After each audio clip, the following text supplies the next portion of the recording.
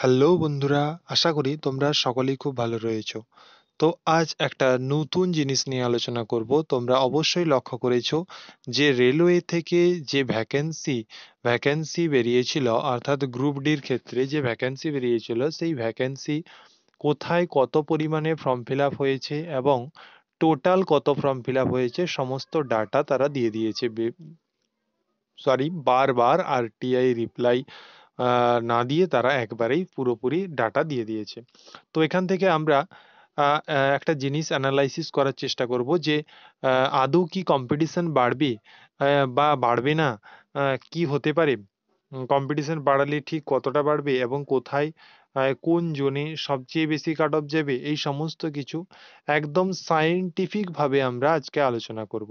যেখান থেকে তোমরা বুঝতে পারবে যে তোমরা যারা বাইরের বিভিন্ন জায়গাতে তোমরা যারা ফর্ম ফিল আপ করে দিয়েছো, সেখানে কি তোমাদের খুব কাট অফ বেড়ে যাবে, বা তোমরা কি ভুল করে ফেলেছো নিজের বাড়ির কাছে ফর্ম ফিল আপ না করে, সমস্ত কিছু নিয়ে আলোচনা করব।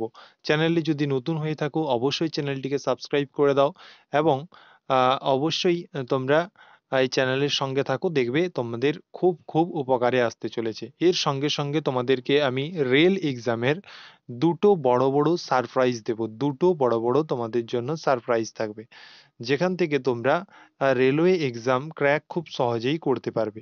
তো এখানে আমরা একটা ডাটা নিয়েছি, যেটা 2019 লাস্ট গ্রুপ ডি যদি আমরা দেখি, তাহলে 2019-এ আরআরবি গ্রুপ ডি হয়েছিল।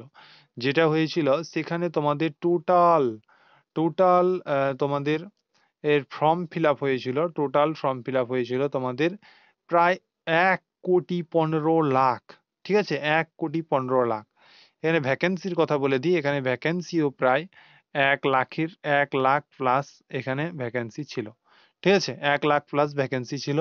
এই সেই রেশিও যদি কম্পিটিশন আমি দেখতে চাই, তাহলে সেখানে তখন কম্পিটিশন ছিল 110.82, 110.82 কম্পিটিশন ছিল।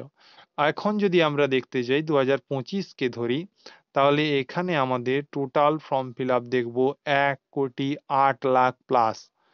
অর্থাৎ খুব একটা যে পার্থক্য রয়েছে তা কিন্তু নয়, কিন্তু এখানে আমাদের যদি ভ্যাকেন্সি দেখি তাহলে কিন্তু আকাশ এবং পাতালের পার্থক্য রয়েছে। যেখানে আমরা দেখতে পাবো যে কত 32,438টি ভ্যাকেন্সি রয়েছে। যদি কম্পিটিশন লক্ষ্য করি, সেখানে তোমাদের এক একটা সিটের পিছনে অ্যাভারেজ যদি আমি লক্ষ্য করি, তাহলে 333 জন, অর্থাৎ প্রায় 334 জনের কম্পিটিশন। যেখানে যেটা 2019-এ হয়েছিল সেখানে 110-এর কম্পিটিশন ছিল। তো এখানে এই থেকে কি তোমরা কি মনে হচ্ছে যে তোমাদের খুব কাট অফ খুব হাই যাবে? তাহলে আমি বলবো তোমরা খুব আহ, অবশ্যই হাই যাবে, হাই যাবে না এরকম নয়। তো ভুল ধারণায় থেকো না, অনেক অনেক ইউটিউবার তোমাদেরকে ভুল বোঝাবে। ঠিক আছে, তোমরা তোমাদের কাজ, তোমাদের নিজের পুরো বেস্ট দিয়ে তোমাদের পড়াশুনো করা। তো পড়াশুনো করলে কোনো কিছুই অসম্ভব নয়। আমরা একটা ডাটা অ্যানালাইসিস করে দেখব। দেখো, এখানে যদি আমি দেখি এবারে আমাদের যে ফর্ম ফিল আপ হয়েছে, যে কোথায় কত ভ্যাকেন্সি ছিল এবং কোথায় কত ফর্ম ফিল আপ হয়েছে। ওকে, দেখো এখানে আমাদের যদি আমি না জয়পুরে দেখি, জয়পুরে 1433টি ভ্যাকেন্সি ছিল, যেখানে কম্পিটিশন হয়ে দাঁড়িয়েছে তোমাদের 251 জনে। ঠিক আছে, জবলপুরে তোমাদের 1614টি ভ্যাকেন্সি ছিল, যেখানে কম্পিটিশন এসে দাঁড়িয়েছে 279 জনে। ঠিক আছে, যেখানে তোমাদের SWR অর্থাৎ হিউলি, যেটা তোমাদের ভ্যাকেন্সি ছিল 503টি, যেখানে কম্পিটিশন এসে দাঁড়িয়েছে 547। ওকে, দেখেছো কত মারাত্মক কম্পিটিশন। এরপরে দেখো ECR, যেটা যেটা তোমাদের জিলপুর, যেখানে তোমাদের 1251টি ভ্যাকেন্সি ছিল, যেখানে কম্পিটিশন এসে দাঁড়িয়েছে 267টিতে। ঠিক আছে, এরপরে দেখো ভুবনেশ্বরে কম্পিটিশন এসে দাঁড়িয়েছে 200 তোমাদের 76-এ। ওকে, নেক্সট দেখো তোমাদের বিলাসপুরে কম্পিটিশন এসে দাঁড়িয়েছে 324। গোরখপুরে কম্পিটিশন এসে দাঁড়িয়েছে 264। এস ইয়ার সেকেন্দ্রাবাদে দেখো এইখানে তোমরা অনেকে অনেকে ফর্ম ফিল আপ করে দিয়েছে। আমাদের ওয়েস্ট বেঙ্গল থেকে, বিহার থেকে, সমস্ত জায়গা থেকে এখানে অনেক ফর্ম ফিল আপ করে দেওয়ার ফলে দেখেছো 585 জনে কম্পিটিশন এসে দাঁড়িয়ে গেছে। তো যদি আমি কলকাতার কথা বলি, ইয়ার কলকাতা, তাহলে কলকাতার দেখতে গেলে আমাদের কম্পিটিশন এসে দাঁড়িয়েছে 437 জনে। ঠিক আছে, প্রয়াগরাজে কম্পিটিশন এসে দাঁড়িয়েছে 427 জনে। ওকে, নেক্সট আমি যদি গুয়াহাটির কথা বলি, গুয়াহাটিতে এসে দাঁড়িয়েছে দেখো 524। চেন্নাই জোনের কথা বললে চেন্নাইতেও খুব ভালো তোমাদের এর রেশিও এসে দাঁড়িয়েছে 413 জন, মুম্বাইতে 481 জন। ঠিক আছে, তারপরে ডাব্লিউ আর মুম্বাইতে ওয়েস্টার্ন রেলওয়ে যদি বলি তাহলে সেখানে 137 জন।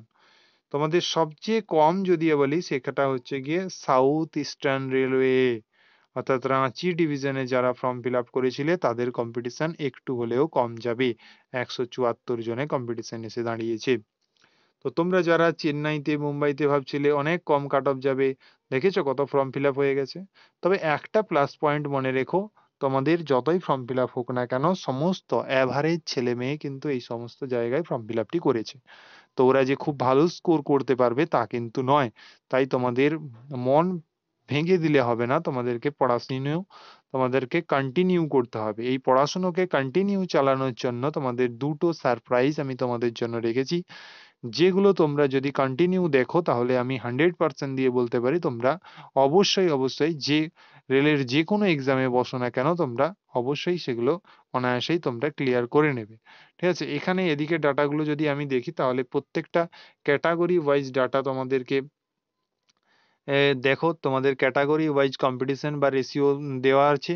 এটা তোমরা দেখতে চাইলে অবশ্যই আমি টেলিগ্রামে শেয়ার করে দেবো, টেলিগ্রাম থেকে তোমরা ডাউনলোড করে নিও। ডেসক্রিপশনে দেখবে টেলিগ্রামের লিংক পেয়ে যাবে। ঠিক আছে, তো যে দুটো সারপ্রাইজ তোমাদের জন্য রয়েছে সেটা হচ্ছে গিয়ে দেখো এই যে ক্লাস। ঠিক আছে, তোমাদের যে কোনো এক্সামের তোমরা প্রিপারেশন নাও না কেন, রেলওয়ে তোমাদের শতকরা শতকরা থেকে আমি শুরু করছি, যেখানে তোমাদের কনসেপ্ট বোঝানো হবে, প্লাস কিভাবে তোমরা উইদিন 1 সেকেন্ড বা 5 সেকেন্ড 15 সেকেন্ডে তোমাদের প্রশ্ন সলভ করবে সেই সমস্ত ট্রিকও বলে দেওয়া হবে। এছাড়া সবচেয়ে বড় যেটা জিনিস সেটা হচ্ছে গিয়ে সবথেকে বড় যেটা জিনিস সেটা হচ্ছে চ্যাপ্টার ওয়াইজ হবে। এছাড়াও যেটা সেটা হচ্ছে PYQ বেসড, অর্থাৎ একটাও প্রশ্ন আমি আদার্স কোনো এক্সাম থেকে নেব না। প্রত্যেক কটাই এনটিপিসির PYQ, হয় এলপি, না হয় টেকনিশিয়ান, নয়তো গ্রুপ ডি, প্রত্যেকটা থেকে PYQ করানো হবে এবং PYQ আপডেটেড, পুরো আপডেটেড ভার্সানে তোমাদেরকে করানো হবে। তো আশা করি তোমরা এই ক্লাসগুলো যদি দেখো তোমরা তোমরা 90% তোমরা এখান থেকে কমন পেয়ে যাবে। তাহলে এই ক্লাসগুলোকে তোমাদেরকে কি করতে হবে, দেখতে হবে এবং খাতাতে নোট করতে হবে। এই ক্লাসের পিডিএফও আমি টেলিগ্রামে দিয়ে দেব।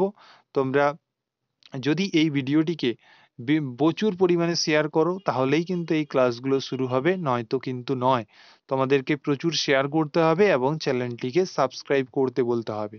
চ্যানেলটি সাবস্ক্রাইবার বাড়াতে হবে। ঠিক আছে, তবেই কিন্তু এই ক্লাসগুলো তোমরা পাবে। এরপরে দেখো আরেকটা জিনিস সেটা হচ্ছে গিয়ে সায়েন্স, অর্থাৎ যারা রেলওয়ে এক্সাম নিয়ে পড়াশোনা করো তাদের কিন্তু সায়েন্সে একটা বিশাল ভীতি থাকে।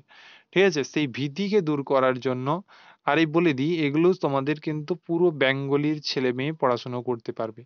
দেখো সায়েন্সের আমি বায়োলজি থেকে শুরু করব, বায়োলজির পরিপাকতন্ত্র থেকে শুরু করব, যেটা তোমাদের সবচেয়ে ইম্পর্টেন্ট যেটা জিনিস, যেটা তোমাদের class 6 to 10 NCERT, class 6 to 10 NCERT তোমাদের এখানে কমপ্লিট হবে, অর্থাৎ কভার হয়ে যাবে এই ক্লাসগুলো দেখলেই। তোমাদের আলাদা করে এনসিইআরটির বই পড়তে হবে না। খুব খুব গুরুত্বপূর্ণ, তোমরা সিইএলপি দাও, টেকনিশিয়ান দাও, গ্রুপ ডি দাও, ঠিক আছে, যে কোনো এক্সামে যে বসো না কেন রেলওয়ের, তোমরা এখান থেকে এখানে 90 নয়, এখানে আমি তোমাদের বলে দিই 100% কমন পাবে তোমরা এখান থেকে। ওকে, 100%-এর গ্যারেন্টি নিচ্ছি আমি, 100% তোমরা এখান থেকে কমন পেয়ে যাবে। প্রত্যেকটা ক্লাস খুব ভালোভাবে করতে হবে এবং প্রত্যেক ক্লাসের নোটস রিভিশন করতে হবে, তাহলেই কিন্তু তোমরা অবশ্যই ভালো ফল পাবে। তো এছাড়া তোমাদের বলে দিই যে এখানে PYQ করানো হবে নাকি, ফার্স্ট অফ অল তোমাদের বলেছি, এই ধরো পরিপাকতন্ত্র শুরু হলো, এই পরিপাকতন্ত্র শুরু হলে তোমাদের পরিপাকতন্ত্র চ্যাপ্টারটা শেষ হবে। দেন তোমাদের চ্যাপ্টার শেষ হওয়ার পর তোমাদের প্রিভিয়াস ইয়ার্স এই পরিপাকতন্ত্র থেকে যত ধরনের প্রশ্ন এসেছে সমস্ত প্রশ্ন আমি একটা ক্লাসে করিয়ে দেব। তারপরে আবার দিন পরের চ্যাপ্টার শুরু হবে। বোঝা গেল ব্যাপারটা? তাহলে একটা চ্যাপ্টার শুরু হলো, একটা চ্যাপ্টার শেষ হবে থিওরি, তারপরে সেই চ্যাপ্টার থেকে যত পিওআইকিউ পড়েছে সেগুলো একদিন আলোচনা করে দেব। ঠিক আছে? তোমরা তোমাদের চোখের সামনে দেখিয়ে দেব তোমাদের কিভাবে এনসিইআরটির বই থেকে লাইন তুলে তুলে কিভাবে প্রশ্ন বানানো হয়ে থাকে। তো আশা করি তোমাদের ভিডিওটি খুবই ভালো লেগেছে। অবশ্যই বন্ধুদের মধ্যে শেয়ার করে দাও। নতুন হলে অবশ্যই চ্যানেলটি সাবস্ক্রাইব করে রাখো।